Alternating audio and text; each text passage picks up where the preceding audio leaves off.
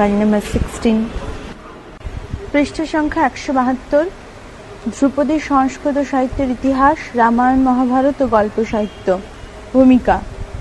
সংস্কৃত সাহিত্য দুটি ভাগে বিভক্ত। প্রথমটি হলো বৈদিক সংস্কৃত সাহিত্য এবং দ্বিতীয়টি হলো লৌকিক সংস্কৃত সাহিত্য। বৈদিক সংস্কৃত সাহিত্যে রয়েছে বেদ ও বেদকেন্দ্রিক সাহিত্য, অর্থাৎ 4টি বেদ ও বেদপাঠের সাহায্যের জন্য শিক্ষা, কল্প, ব্যাকরণ, নিরুক্ত, ছন্দ ও জ্যোতিষ, এই 6টি বেদাঙ্গ। শিক্ষা হলো বৈদিক মন্ত্রের উচ্চারণ বিধি, কল্প হলো যজ্ঞ সংক্রান্ত নিয়ম, ব্যাকরণ হলো পদশাস্ত্র, নিরুক্ত হলো বৈদিক শব্দের ব্যুৎপত্তি ও অর্থ নির্ধারণ করার শাস্ত্র, ছন্দ হলো মাত্রা দিয়ে বর্ণ সংখ্যা নিয়মিত করে বিন্যাস সৃষ্টির নিয়ম সংক্রান্ত শাস্ত্র, আর জ্যোতিষ হলো বিভিন্ন গ্রহ নক্ষত্র নির্দিষ্ট করে যজ্ঞের সময় নির্ধারণ করার শাস্ত্র। বেদ বলতে সংহিতা, ব্রাহ্মণ, আরণ্যক, উপনিষদকে একত্রে বোঝায়। বৈদিক সংস্কৃত সাহিত্যকে সংস্কৃত সাহিত্য বলল। একটা কথা মনে রাখতে হবে যে বেদের ভাষা কিন্তু রামায়ণ, মহাভারত বা কালিদাসের সংস্কৃত ভাষা থেকে অনেকাংশে আলাদা। শব্দে অর্থ অন্যরকম, তবে বৈদিক সাহিত্যের উপনিষদ অংশ বা বেদান্তের ভাষা লৌকিক সংস্কৃতের কাছাকাছি চলে এসেছিল। লৌকিক সংস্কৃত সাহিত্য বিভাগে রামায়ণ, মহাভারত থেকে শুরু করে ভাস, কালিদাস, বিষ্ণু শর্মা, বাণভট্ট প্রমুখ লেখকের এবং আরও পরবর্তীকালে কবি, সাহিত্যিক, নাট্যকারদের রচিত সমগ্র সাহিত্য স্থান পেয়েছে। মনে করা হয় যে লৌকিক সংস্কৃত সাহিত্যের ভাষা অনেকাংশে পাণিনির ব্যাকরণ অনুসৃত ভাষা। পাণিনির সময়কাল হল আনুমানিক খ্রিস্টপূর্ব 7ম বা 6ষ্ঠ শতক। এই লৌকিক সংস্কৃত সাহিত্যের মধ্যে রয়েছে দুটি বিশালাকার মহাকাব্য, রামায়ণ ও মহাভারত। এছাড়া রয়েছে বিভিন্ন ধরনের নাটক, মহাকাব্য, গদ্যকাব্য, গীতিকাব্য, কথা, ঐতিহাসিক কাব্য প্রভৃতি। আবার গদ্য ও পদ্য মিলিয়ে এক ধরনের কাব্য রচনা হয়েছে যার নাম দেওয়া হয়েছে চম্পু কাব্য। দু একটি উদাহরণ যেমন ত্রিবিক্রম ভট্টের নলচম্পু, ভোজের রামায়ণ চম্পু, জৈন কবি সোমদেবের যশস্বীর লকচম্পু প্রভৃতি। এছাড়া সংস্কৃত সাহিত্যে কবিতা সংকলন জাতীয় রচনাও দেখতে পাওয়া যায়, যাকে ইংরেজিতে অ্যান্থোলজি বলা হয়। এতে বিভিন্ন কবির ভালো ভালো শ্লোক সংকলিত হয়েছে। এই জাতীয় রচনার সংখ্যাও নিতান্ত কম নয়। দু একটি উদাহরণ যেমন বিদ্যাধরের কবীন্দ্র বচনের সমুচ্চয়, শ্রীধর দাসের সদুক্তি কর্ণামৃত, জহল্লানের সুভাষিত মুক্তাবলী। জহল্লানের বানানটি হচ্ছে জ হয়লয় মূর্ধন্য নয়কার প্রভৃতি। নীতি কবিতার সংকলনগুলো সংস্কৃত সাহিত্যের অন্যতম বৈশিষ্ট্য হিসেবে উল্লেখ করা যায়। সংস্কৃত ভাষায় রচিত বুদ্ধের জীবনীমূলক অবদান সাহিত্য ও জাতক সাহিত্য, বায়োগ্রাফিক্যাল লিটারেচার সংস্কৃত সাহিত্যেরই অঙ্গ। উপরে রামায়ণ, মহাভারত থেকে শুরু করে লৌকিক সংস্কৃত সাহিত্যে যত রকম ভেদ উল্লেখ করা হলো সবই সংস্কৃত কাব্য। বিস্তৃত অর্থে লৌকিক সংস্কৃত সাহিত্যের ইতিহাস ধরলে শাস্ত্রগুলো এই সাহিত্যের ইতিহাসের মধ্যে পড়ে। শাস্ত্রগুলির মধ্যে ব্যাকরণ শাস্ত্র, অলঙ্কার শাস্ত্র, দর্শন শাস্ত্র, বিজ্ঞান শাস্ত্র প্রভৃতি উল্লেখযোগ্য। এই সবই হল সংস্কৃত সাহিত্যের মৌলিক পরিচয়। বিভাগ। নাটক, ড্রামা হোক বা কবিতা, সংস্কৃত ভাষার শব্দার্থ অনুসারে সবই হলো কাব্য। সুতরাং সংস্কৃত সাহিত্যের নাটকের রচয়িতাও যেমন কবি, কবি স্রষ্টাও তেমনি কবি। নাটক হলো দৃশ্যকাব্য আর কবিতা হলো শ্রব্য কাব্য। আরেকটি কথা এখানে জেনে রাখা জরুরি, নাটক বলতে বাংলায় আমরা যা বুঝি সংস্কৃত ভাষায় তাকে বলে রূপক। এই রূপকের এক প্রকার ভেদ হলো নাটক, তবে রূপকের মূল ভেদ। নাটক বলে নাটক শব্দটি রূপকের নামান্তর বলে ধরা যায়। যেমন রাজশেখর ভাসের রূপকগুলিকে নাটক চক্র বলেছেন। এখানে একটি সারণীতে সংস্কৃত কাব্যের বিভাগগুলি বলা হলো কাব্য, দৃশ্যকাব্য বা রূপক এবং শ্রব্য কাব্য। দৃশ্যকাব্য বা রূপকের অন্তর্গত 1 নাটক, 2 প্রকরণ, 3 ভান, 4 ব্যয়োগ, 5 সমবকার, 6 ডিম, 7 ইহা মৃগ, দীর্ঘই হয়াকার ময়রি গ, 8 অঙ্ক, 9 বিথি, 10 প্রহসন, 11, 18 প্রকার উপরূপক। শ্রব্যকাব্যের অন্তর্গত ভাগগুলি হচ্ছে 1 মহাকাব্য, 2 খণ্ডকাব্য বা গীতিকাব্য, 3 গদ্যকাব্য, 4 কথা সাহিত্য ফেবলস, 5 ঐতিহাসিক কাব্য, 6 চম্পু, 7 কবিতা সংকলন গ্রন্থ, 8 নীতি কবিতা, 9 বৌদ্ধ জীবনী গ্রন্থ। পৃষ্ঠ সংখ্যা 173। রামায়ণ ও মহাভারত জাতীয় মহাকাব্য। বৈদিক সাহিত্যের পরে ভারতবর্ষে 2 বৃহদায়তন মহাকাব্যের আবির্ভাব হয়। এই মহাকাব্য দুটি হল রামায়ণ এবং মহাভারত। শুধু আয়তনে নয়, বিষয় বৈচিত্র্য এই মহাকাব্য দুটি অতুলনীয়। রামায়ণের রচয়িতা হলেন বাল্মীকি আর মহাভারতের রচয়িতা মহর্ষি কৃষ্ণদ্বৈপায়ন ব্যাস। ভারতবর্ষের যুগ সঞ্চিত হৃদয়াবেগের, ধর্মের ও দর্শনের, সভ্যতা ও সংস্কৃতির প্রতিফলন ঘটেছে দুটি মহাকাব্যে। অতীত যুগে ঠিক কোন সময় দুটি মহাকাব্যের আবির্ভাব ঘটেছে তার তথ্যভিত্তিক ঐতিহাসিক প্রমাণ দুর্লভ, কিন্তু ভারতীয় আদর্শ, জীবন দর্শন ও মূল্যবোধের যে নিদর্শন আমরা এই দুই মহাকাব্যের মধ্যে পাই তার সর্বকালের সামগ্রিকতা লাভ করেছেন। শতাব্দী পর শতাব্দী পার হয়ে তা বৃহৎ মহীরুহে পরিণত হয়েছে। জাতির সঞ্চিত প্রাণরসে পুষ্ট হয়ে জাতিগীতে আশ্রয় ছায়া দান করে চলেছে। রবীন্দ্রনাথ বলেছেন, ভারতবর্ষের যাহা সাধনা, যাহা আরাধনা, যাহা সংকল্প, তাহারই ইতিহাস এই দুই বিপুল কাব্য হর্মের মধ্যে চিরকালের সিংহাসনে বিরাজমান। Coat unquote. যদিও গ্রন্থ দুটি তৎকালীন যুগের অভিজ্ঞতাকে লিপিবদ্ধ করেছে, তবুও সেগুলি ভারতীয় জাতিকে কালজয়ী মর্যাদা দিয়ে নিজেরাও চিরন্তন হয়ে আছে। রামায়ণ ও মহাভারত একাধারে ভারতীয় জাতির ইতিহাস, পুরাণ, ধর্মশাস্ত্র ও মহাকাব্য। ইংরেজি এপিক কোট আনকোট শব্দের বাংলা হলো মহাকাব্য। পাশ্চাত্য পণ্ডিতেরা এপিককে দুটি শ্রেণীতে বিভক্ত করেছেন, এপিক অফ গ্রোথ এবং এপিক অফ আর্ট। প্রথমটিকে জাতীয় মহাকাব্য এবং দ্বিতীয়টিকে কলাসম্মত মহাকাব্য বলা হয়। ভারতবর্ষে রামায়ণ, মহাভারত, গ্রিসের ইলিয়াড, ওডিসি জাতীয় মহাকাব্যের নিদর্শন। পাশ্চাত্য মতে এইসব কোনো ব্যক্তি বিশেষের রচনা নয়, প্রাচীন কিংবদন্তি ও গাথা নানা স্তরে প্রবাহিত হয়ে যুগ চেতনা, অনুপ্রেরণায় জাতির সাধারণ সম্পদ হয়ে ওঠে। অশ্বঘোষ, কালিদাস প্রমুখের কবিকৃতি কলাসম্মত শ্রেণীর রচনা। এই শ্রেণীর মহাকাব্য হল কবির একক প্রয়াসের ফলশ্রুতি। ভারতীয় আলঙ্কারিকগণের দৃষ্টিতে রামায়ণ, মহাভারত মূল মহাকাব্য রূপে পরিগণিত হয়েছে। পরবর্তী কাব্যরীতির প্রধান আদর্শ রূপে এই দুটি মহাকাব্যকে তারা মান্য করেছেন। রামায়ণ আদিকাব্য এবং বাল্মীকি আদিকবি, একথা কাব্যশাস্ত্রের ক্ষেত্রে সর্বজন মান্য হয়েছে। রামায়ণের মূল উপজীব্য রস হল করুণ রস, আর মহাভারতের মূল উপজীব্য রস হল শান্ত রস। আনন্দবর্ধনের মতে ধর্মযুদ্ধে অর্জিত জয়ের শেষে নির্দারুণ হাহাকার ও বেদনা মূর্ত হয়ে উঠেছে, তাই বৈরাগ্যের আকাঙ্ক্ষার মধ্য দিয়ে শান্তরসে পর্যবেসিত হয়েছে এই কাব্য। রামায়ণ ভূমিকা। রামায়ণকে ভারতবর্ষে আদিকাব্য বলা হয়। কাব্যের বিষয়বস্তু এত রমণীয়, বর্ণনা এতই মধুর ও করুণ যে এই কাব্যটি সমগ্র ভারতীয় জাতির হৃদয় জয় করেছে। রামায়ণের সূচনা পর্বে বলা হয়েছে যে একদিন মহর্ষি বাল্মীকি শিষ্যদের সঙ্গে তপস্যা নদীর তীরে মহর্ষি বাল্মীকি শিষ্যদের সঙ্গে তমসা নদীর তীরে ভ্রমণ করছিলেন। তখনই এক ব্যাধের স্বরাঘাতে নিহত ক্রৌঞ্চের বিরহে ক্রৌঞ্চ বধূর করুণ ক্রন্দন শুনে ঋষির হৃদয়ে উদ্বেলিত শোক শ্লোকচ্ছন্দে রূপ পরিগ্রহ করে। কোট শোক শ্লোকোত্তমাগত আনকোট। বালকাণ্ড 2.40। ঋষিকবি কণ্ঠ থেকে নিষ্ঠুর ব্যাধের উদ্দেশ্যে উচ্চারিত হয় কঠোর অভিশাপ বাণী। কোট মা নিষাদ প্রতিষ্ঠাং ত্বামাহ গমাহ শাশ্বতী স্বামাহ যৎ ক্রৌঞ্চ মিথুনাদে কামবোধি কামমোহিতম আনকোট। হে ব্যাধ, তুমি কামমোহিত ক্রৌঞ্চ মিথুনের একটিকে হত্যা করেছ। তুমি কোনোদিন জনসমাজে প্রতিষ্ঠা পাবে না। নিজের মুখ থেকে হঠাৎ বেরিয়ে আসে এই ছন্দবদ্ধ শ্লোকে বিস্মিত বাল্মীকি তারপর ব্রহ্মার আদেশে রামায়ণ রচনা করেন। এর পূর্বে দেবর্ষি নারদ এসে বাল্মীকিকে নরশ্রেষ্ঠ রামচন্দ্রের চরিত কথার সংকেত দেন। রামায়ণের ভাষা প্রাঞ্জল, সরস ও প্রসাদ গুণ সম্পন্ন। প্রকৃতির শোভা বর্ণনায়, চরিত্র চিন্তনে রামায়ণ আদর্শ। মাল্যবান পর্বতের ঋতুর আবর্তনে, বর্ষার আগমনে প্রকৃতি মোহময়ী রূপে চিত্রিত হয়েছে। আর ধর্মজ্ঞ সত্যবাদী সর্বভূত হিতব্রত রাম বা প্রতিভক্তি পরায়ণা শুদ্ধ চরিত্র সীতা বা ভ্রাতৃভক্ত লক্ষণ প্রভৃতি চরিত্র চিত্রণে রামায়ণ আপামর ভারতবাসী মন হরণ করেছে। বিশ্বকবি রবীন্দ্রনাথ রামায়ণে মূল্যায়ন করতে গিয়ে বলেছেন, কোট রামায়ণের প্রধান বিশেষত্ব এই যে তাহা ঘরের কথাকে অত্যন্ত বৃহৎ করিয়া দেখাইছে। পিতা পুত্রে, ভ্রাতায় ভ্রাতায়, স্বামী স্ত্রীতে যে ধর্মের বন্ধন, যে প্রীতিভক্তির সম্বন্ধ, রামায়ণ তাহাকে এত মহৎ করিয়া তুলিয়াছে যে তা অতি সহজেই মহাকাব্যের উপযুক্ত হইয়াছে। দেশ জয়, শত্রু বিনাশ, দুই প্রবল বিরোধী পক্ষের প্রচণ্ড আঘাত সংঘাত, এই সমস্ত ব্যাপারই সাধারণত মহাকাব্যের মধ্যে আন্দোলন ও উদ্দীপনা সঞ্চার করিয়া থাকে। কিন্তু রামায়ণের মহিমা রাম রাবণের যুদ্ধকে আশ্রয় করিয়া নাই।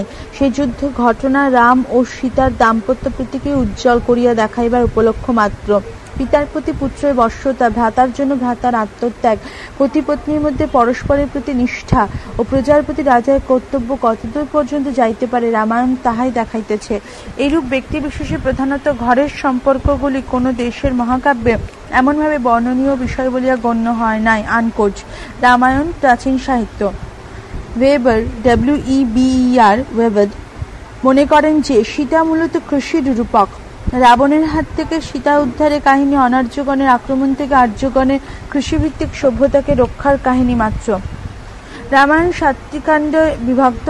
এই 7টি কাণ্ড আবার 500 অধ্যায়ে বিভক্ত। এই মহাকাব্যে মোটামুটি 24,000 শ্লোক আছে। সংস্কৃত বইয়ের হস্তলিখিত পুঁথির স্বাভাবিক নিয়মানুসারে শ্লোকের পাঠভেদ, সংখ্যাভেদ ও ক্রমভেদ প্রচুর। এই বিচারে রামায়ণে 3টি সংস্করণ পাওয়া যায়: পশ্চিম ভারতীয় বা কাশ্মীরি সংস্করণ, 2 বঙ্গদেশীয় সংস্করণ এবং 3 দক্ষিণ ভারতীয় সংস্করণ। পৃষ্ঠা সংখ্যা 174।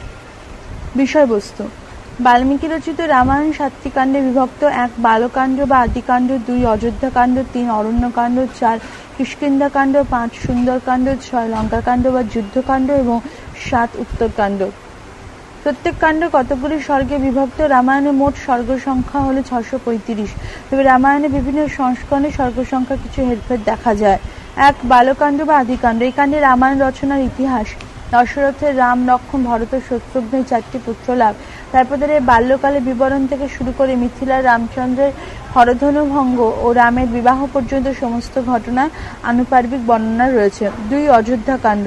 এই কাণ্ডে রামচন্দ্রের যৌবরাজ্য অভিষেকের আয়োজন, তারপর দশরথের পূর্ব প্রতিশ্রুতি অনুযায়ী কইকেয়ী প্রার্থিত বরে সীতা ও লক্ষ্মণের সঙ্গে রামের দণ্ডকারণ্যে বনবাসে যাওয়ার উল্লেখ আছে। এছাড়া ভরতকে মামার বাড়ি থেকে আনা পুত্রশোকে দশরথের মৃত্যু, রামকে ফিরিয়ে আনার জন্য ভরতের চিত্রকূট পর্বতে যাওয়া এবং রামের পাদুকাকে সিংহাসনে স্থাপন করে ঋষিকল্প ভরতের রাজ্য পালন প্রভৃতিরও বর্ণনা করা হয়েছে। 3 অরণ্যকাণ্ড। এই কাণ্ডে দণ্ডকারণ্যে মুনিদের অনুরোধে রামের রাক্ষসবধ, লক্ষ্মণের হাতে রাবণের বোন শূর্পণখা নাক কান কাটা যাওয়া, রাবণের সীতাহরণ ও জটায়ু মুখ থেকে রামের সীতাহরণের বৃত্তান্ত শোনা প্রভৃতি রয়েছে। 4 কিষ্কিন্ধাকাণ্ড। এই কাণ্ডে দেখা যায় রাম দক্ষিণাপথে যাত্রা করে কিষ্কিন্ধায় উপস্থিত হন ও সুগ্রীবের সঙ্গে বন্ধুত্ব স্থাপন করেন। তারপর সুগ্রীবের অগ্রজ বালিকে হত্যা করে রাম সুগ্রীবকে সিংহাসনে অভিষিক্ত করেন এবং সুগ্রীবের আদেশে মহাবীর হনুমান সীতার খোঁজে বের হন। 5 সুন্দরকাণ্ড।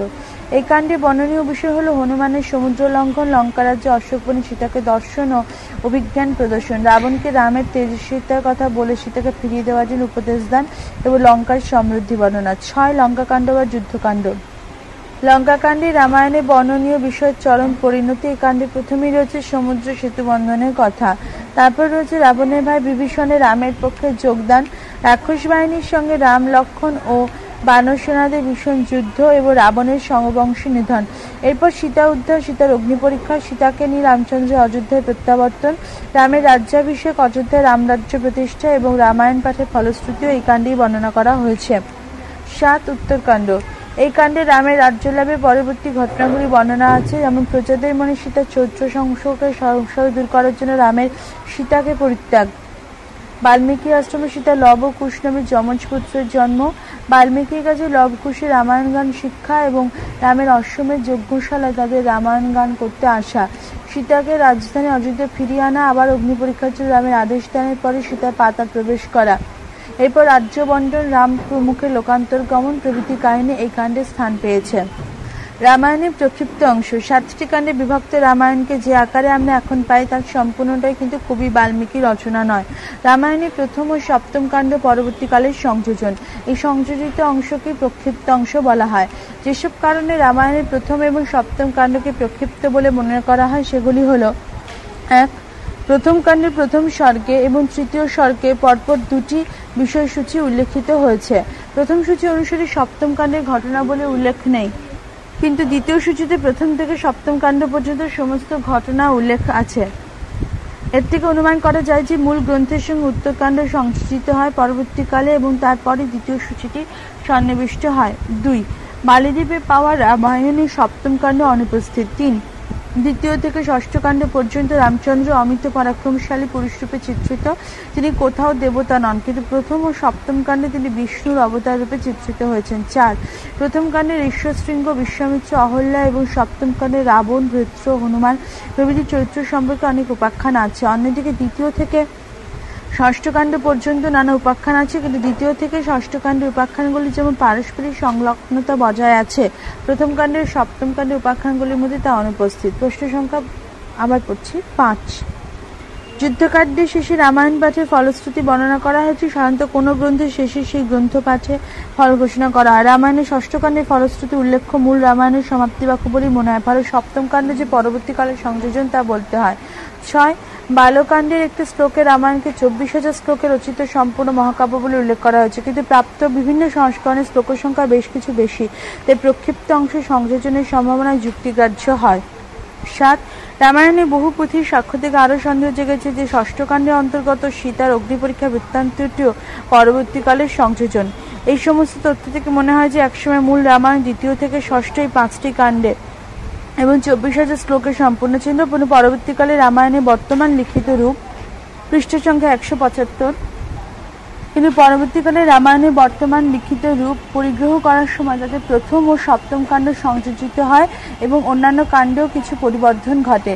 উইন্টার-নিডস রামায়ণের এই প্রক্ষিপ্ত অংশ সম্বন্ধে মন্তব্য করেছেন যে, coat, "There can be no doubt that the whole of book 8 of the Ramayana," আবার পড়ছি, "There can be no doubt that the whole of book 7 of the Ramayana was added later to the work, but it has also long been recognized that the whole of book I cannot have belonged to the original work of Valmiki." Unquote. History of Indian Literature, Volume 1, page 435.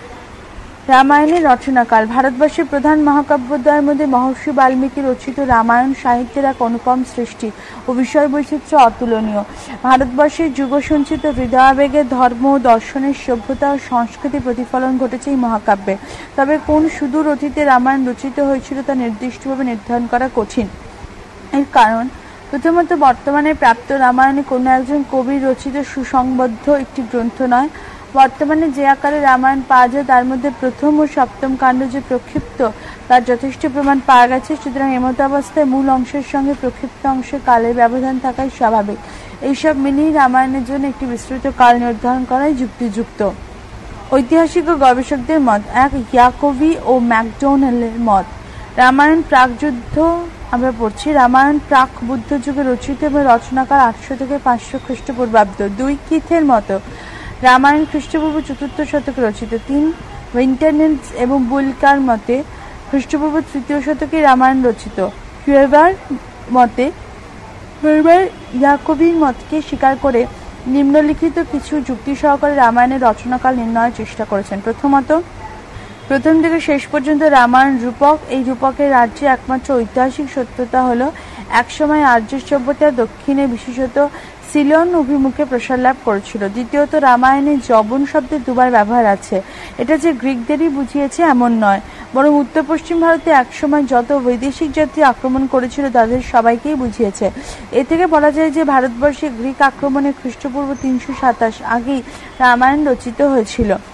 তৃতীয়ত, খ্রিস্টপূর্ব 4th শতকে পাটলিপুত্র নগরী নির্মিত হয় এবং খ্রিস্টপূর্ব 350-তে তা এক বিশাল সাম্রাজ্যের রাজধানীতে পরিণত হয়। রামায়ণের প্রসিদ্ধ নগরীর কোথাও উল্লেখ নেই, তাই এ থেকে অনুমান করা যায় যে পাটলিপুত্র নগরীর প্রতিষ্ঠার আগেই রামায়ণ রচিত হয়েছিল।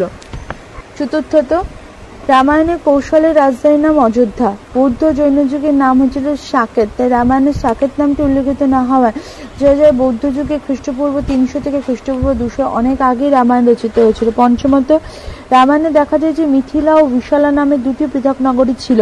বুদ্ধের সময় দুটি নগরী একত্রে একই শাসনতন্ত্রের অধীনে এসেছিল এবং তাদের মিলিত নাম হয় বৈশালী। কিন্তু বৈশালী নামটি রামায়ণে না থেকে অনুমান করা হয় যে রামায়ণের রচনাকার বৌদ্ধ যুগের আগে। ষষ্ঠত, গবেষকগণ রামায়ণের কাল নির্ণয়ে আরো কিছু তথ্য দেখিয়েছেন। মহাভারতে দ্রোণ পর্ব, শান্তি পর্ব, হরিবংশে রামক্ষণের সংক্ষিপ্ত উল্লেখ আছে। যেসব পর্বে রামক্ষণে রামোপাখ্যানের উল্লেখ আছে তা মহাভারতের প্রামাণিক অংশের মধ্যেই পড়ে। মহাভারতের এই অংশের রচনাকাল খ্রিস্টপূর্ব 7ম শতাব্দী।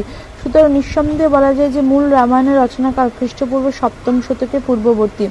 সপ্তমত, রামায়ণের ত্রিপিটক বা প্রাচীন পালি গ্রন্থে উল্লেখ না থাকা প্রমাণিত হয় যে রামায়ণ বৌদ্ধ যুগের আগে রচিত। অষ্টমত, বাল্মীকির ভাষা পাণিনির সংস্কৃত ব্যাকরণ অনুসরণ করেনি, তাই বাল্মীকির পাণিনি খ্রিস্টপূর্ব 4র্থ শতকের পূর্ববর্তী। উপরিউক্ত ঐতিহাসিক ও গবেষকদের দেওয়া তথ্যের ভিত্তিতে বলা যায় যে রামায়ণের মূল অংশ খ্রিস্টপূর্ব 7ম শতকের আগেই রচিত হয়েছিল, তবে সংযোজিত অংশগুলি এর পরবর্তীকালে হলেও অবশ্য খ্রিস্টীয় 2য় শতকের পরে নয় একথা বলা যায়। রামায়ণে ভারতীয় জীবন ভাবনার প্রতিচ্ছবি।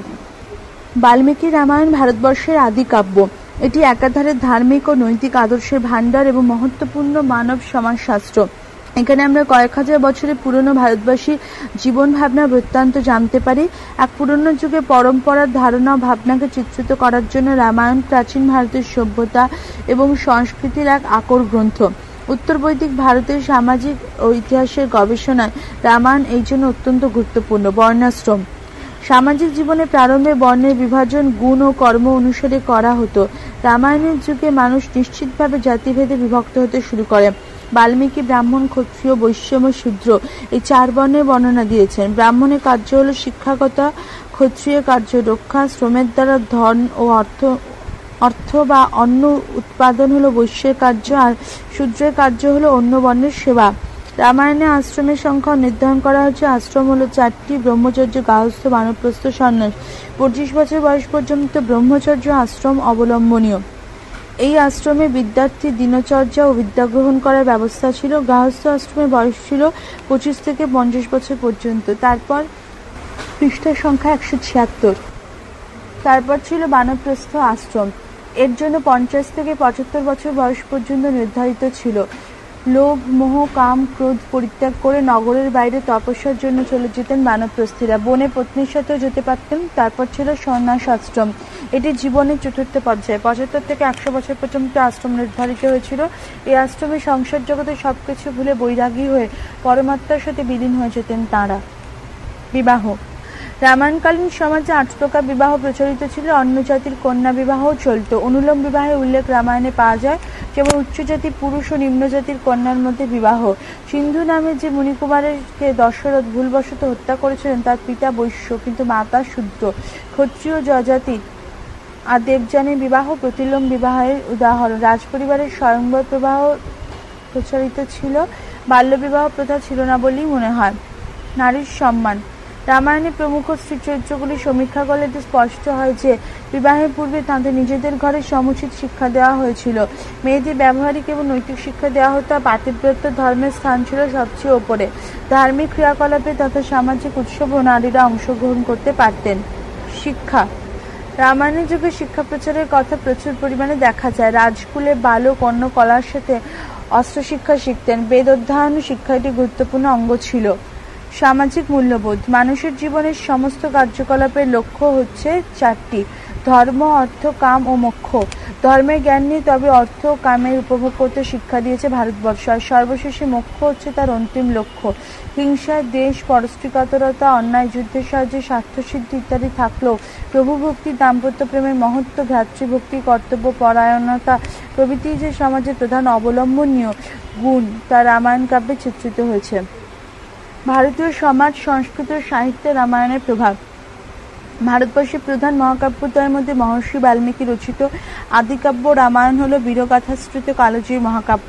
এটি একদিকে যেমন জাতীয় মহাকাব্য, অন্যদিকে তেমনি ধর্মশাস্ত্র। কালিদাস তার রঘুবংশে রামায়ণকে কবি প্রথম পদ্ধতি কোট আনকোট নামে সশ্রদ্ধ চিত্তে স্মরণ করেছেন। বাল্মীকি তাঁর কাব্য সম্বন্ধে নিজেই বলেছেন, কামার্থ গৌণ সংযুক্তং ধর্মার্থ গৌণ বিস্তরম সমুদ্রমিব রত্নাঢং সর্বশ্রুতি মনোহরম। অর্থাৎ এই গ্রন্থ ধর্ম, অর্থ, কাম, মোক্ষ এই চতুর্বর্গের আধার। এটি রত্নময় সমুদ্রের মতো ব্যাপ্ত এবং শ্রুতি মনোহর। বাল্মীকি নিজের কল্পনা ও অভিজ্ঞতাকে রামায়ণের চরিত্রগুলির মধ্যে সমগ্রতা পূর্ণ করে তুলেছেন। তিনি রামায়ণের কাহিনী ও তার সুমহৎ চরিত্রগুলোকে এমন নিবিড়ভাবে আমাদের প্রাণের কাছাকাছি এনে দিয়েছেন যে শতাব্দীর পর শতাব্দী ধরে ভারতের আপামর জনসাধারণ তার দ্বারা আপ্লুত হয়ে এসেছে।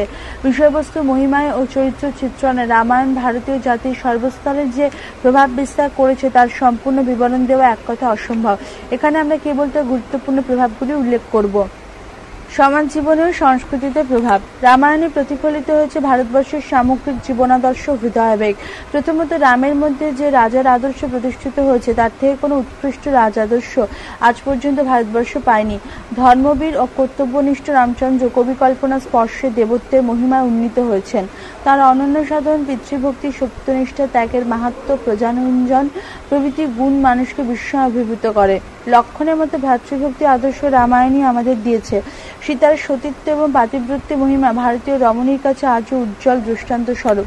রামায়ণের যৌথ পরিবারের যে প্রীতিমধুর সম্পর্ক চিত্রিত হয়েছে তা অতুলনীয়। রামায়ণে প্রতিফলিত হয়েছে যে পারিবারিক ও সামাজিক চিত্র তা বহু যুগ অতিক্রম করে আজও এক অখণ্ড সৌন্দর্য ও পবিত্রতার অম্লান থেকে গেছে। সামাজিক অনুষ্ঠানে ধর্মগ্রন্থ রূপে রামায়ণ পাঠ করা হয়। দেবালয়ে বা সাধারণ মিলনস্থানে রামায়ণের কথকথা বা রামায়ণ গান আজও অবশ্য করণীয় রূপে বিবেচিত হয়ে থাকে। রামায়ণ কথাটি উত্তর ভারতের লোকমাত্রটি পারস্পরিক মিলন সম্ভাষণে পর্যবসিত হয়েছে। উত্তর ভারতে রামচন্দ্রের মন্দিরের প্রাচুর্য রামকাহিনীর প্রভাবকে মনে করিয়ে দেয়। রামরাজ্য বলতে রামায়ণের সেই রাজ্যের কথাই মনে পড়ে যেখানে কল্যাণ ও আনন্দের ধারা প্রবাহমান। রঘুপতি রাঘব রাজা রাম। মহাত্মা গান্ধীর প্রার্থনার সঙ্গীতে আদর্শ প্রজারঞ্জক রাজার মূর্তি মানসপথে ভেসে ওঠে। অচল প্রভুভক্তির জন্য হনুমানও মন্দিরে মন্দিরে পূজিত হন। ভারতবর্ষের বিভিন্ন স্থানে প্রতি বছর দশেরা উপলক্ষে রামোৎসব পালিত হয়। দক্ষিণ ভারতে যদিও রামের পরিবর্তে রামনকে সম্মান জানানো হয়, তবুও সেখানে রামায়ণ গ্রন্থের অমর্যাদা কল্পনা করা যায় না। সাহিত্যে প্রভাব। ভারতীয় সমাজ জীবনের মধ্যে সাহিত্যের ক্ষেত্রেও রামায়ণের সুদূর প্রসারী প্রভাব দেখা যায়। রামায়ণ বাল্মীকির প্রতিভাদীপ্ত মৃত্যুঞ্জয়ী মহাকাব্য। এই আদিকাব্য উত্তরকালের কবিদের অন্যতম প্রধান উৎস গ্রন্থের রূপে প্রতিষ্ঠিত হয়েছে। কোট, পরং কবিনামাধারম আনকোট। ভারতীয় কবিরা রামায়ণ থেকে অজস্র উপাদান আহরণ করেছেন। নিজ নিজ প্রতিভার আলোকে রামায়ণের প্রাচীন কাহিনীকে তারা নব নব রূপ দিয়েছেন। রামায়ণের মধ্যে নিহিত অমৃতময় চরিতকথার অনন্ত মাধুরী, সরস কাব্যশ্রী ও সৌন্দর্যের সীমাহীন ভাণ্ডার যুগ যুগ ধরে ভারতীয় কবিদের প্রভাবিত করে এসেছে। ভারতীয় কবিগণ তাদের কাব্যে, নাটকে ও সঙ্গীতে রামায়ণের কাহিনী ও ভাব সন্নিবিষ্ট করেছেন। ভারতবর্ষের সাহিত্যে তাই রামায়ণের প্রভাব অতুলনীয়। পৃষ্ঠের সংখ্যা 177। প্রথিতযশা নাট্যকার ভাষ্যে প্রতিমা নাটক ও অভিষেক নাটক নামক দুটি মূল কাহিনী রামায়ণ থেকে গৃহীত। মহাকবি কালিদাসের কালজয়ী মহাকাব্য রঘুবংশ বস্তুত রামায়ণে বর্ণিত রঘুরাজদের মাহাত্ম্য কীর্তন। ভবভূতির মহাবীর চরিত এবং উত্তম রামচরিত নাটকের উপাদানও রামায়ণ থেকেই সংগৃহীত। ভট্টির রাবণবধ বা ভট্টিকাব্য, কুমার দাসের জানকী হরণ কাব্য, মুরারির অনর্ঘ্য রাঘব নাটক, ক্ষেমেন্দ্রের রামায়ণ মঞ্জুরি কাব্য, রাজশেখরের বাল রামায়ণ নাটক, জয়দেবের প্রসন্ন রাঘব নাটক, ভোজের চম্পু রামায়ণ এইসব সাহিত্যকৃতির উপাদানও রামায়ণ থেকে আহৃত। অশ্বঘোষের বুদ্ধচরিতে নিদ্রামগ্ন নারীদের বর্ণনায়, কালিদাস অভিজ্ঞান শকুন্তলম নাটকের অভিজ্ঞান আংটির কল্পনায় এবং মেঘদূতের দ্রুতপ্রেরণে ও বিরহ বেদনা রামায়ণের প্রভাব স্পষ্ট। বাল্মীকি রামায়ণ অবলম্বনে পরবর্তীকালে অনেকগুলি ছোট ছোট রামায়ণও রচিত হয়েছে, যেমন আধ্যাত্ম রামায়ণ, অদ্ভুত রামায়ণ, যোগাবশিষ্ট রামায়ণ প্রভৃতি। তবে এগুলিতে কাহিনী পার্থক্য আছে। পালি ভাষায় রচিত দশরথ জাতক, প্রাকৃত ভাষায় রচিত প্রবর্তনের সেতুপন্থ বা রাবণ বহ, বিমর্ষরী পৌমচর্য প্রভৃতি কাব্যগ্রন্থ রামায়ণের কাহিনীকে উপজীব্য করেছে। পরবর্তীকালে কবিগণ বহু চিত্র, বহু উপমা, বহু শব্দসম্ভার এবং বর্ণনা রীতির দিক দিয়ে অনেকাংশে বাল্মীকির কাছে ঋণী হয়ে আছেন। বিভিন্ন প্রাদেশিক ভাষার সাহিত্য রামায়ণের প্রভাব কম নয়। তামিল ভাষায় রচিত কম্ব রামায়ণ, কন্নড় ভাষায় রচিত তৌরবেয় রামায়ণ, হিন্দি ভাষায় তুলসীদাসের রামচরিত মানসের জনপ্রিয়তার তুলনাহীন। ভানুভক্তের নেপালি রামায়ণ নেপালীদের কাছে পরম সমাদৃত প্রথা। আবার পড়ছি, নেপালি রামায়ণ নেপালীদের কাছে পরম সমাদৃত গ্রন্থ। ভারতের অন্যান্য প্রাদেশিক ভাষাতে রামায়ণে অমৃতময়ী কথা অনুদিত হয়েছে। বাঙালি কবি কৃত্তিবাস বাংলা ভাষায় রামায়ণ রচনা করে বাঙালির হৃদয়কে রামায়ণের কাব্যসুধায় সিঞ্চিত করেছেন। কবি মধুসূদন দত্ত আদিকবি বাল্মীকিকে সশ্রদ্ধ প্রণাম জানিয়ে তাঁর মেঘনাদবধ কাব্যের সূত্রপাত করেছেন। কোট নামি আমি কবি গুরু তব পদাম বুঝে বাল্মীকি আনকোট।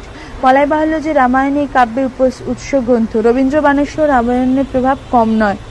তার বাল্মীকি প্রতিভা নামক গীতিনাট্যটি বস্তুত আদিকবির উদ্দেশ্যে বিশ্বকবির শ্রদ্ধার্ঘ্যেরই বাণীরূপ। রামায়ণ গান রবীন্দ্রনাথের মনকে কতখানি প্রভাবিত করেছিল তা কবির একটি উক্তিতে স্পষ্ট। আজিও সে গীত মহাসঙ্গীতে বাজে মানবের কানে। রামায়ণ রচনাকালে ব্রহ্মা বাল্মীকিকে আশীর্বাদ করে বলেছিলেন কোট ইয়াবৎ স্থাসন্তি, আবার পড়ছি ইয়াবৎ স্থাসন্তি গিরয়ঃ সরিতশ্চ মহিতলে তাবৎ রামায়ণী কথা লোকেষু প্রচরিষ্যতি আনকোট। অর্থাৎ যতদিন পর্যন্ত পৃথিবীতে পাহাড় আর নদী থাকবে ততদিন পর্যন্ত রামায়ণের কাহিনী জগতে প্রচারিত হবে। ভারতীয় জাতির শ্রদ্ধায় রামায়ণের মহিমা আজও অম্লান হয়েছে একথা নিঃসন্দেহে বলা যায়। ভারতের সাহিত্য ক্ষেত্রে রামায়ণের গুরুত্ব সম্বন্ধে বিশেষভাবে আলোচনা করতে গেলে সাহিত্যে আরও কিছু নিদর্শন দেওয়ার প্রয়োজন আছে। সেগুলি হল অভিনন্দের রামচরিত কাব্য, অনঙ্গ হর্ষে উদাত্ত রাঘব নাটক, দিংনাগের কুন্দমালা নাটক, রবি সেনের পদ্মচরিত কাব্য, 18,000 শ্লোকে বর্ণিত রামকাহিনী। আধুনিক ভারতীয় ভাষা অনেক সাহিত্যকর্ম মূল রামায়ণকে বা রামায়ণাশ্রিত রচনাকে উপজীব্য করেই তৈরি হয়েছে। তাতেও সাহিত্যক্ষেত্রে রামায়ণের পরোক্ষ প্রভাবই প্রমাণিত হয়। যেমন বিদ্যাসাগরের সীতার বনবাস, এটি ভবভূতি উত্তর রামচরিত অবলম্বনে রচিত। পরবর্তী অংশ পরবর্তী ফাইলে।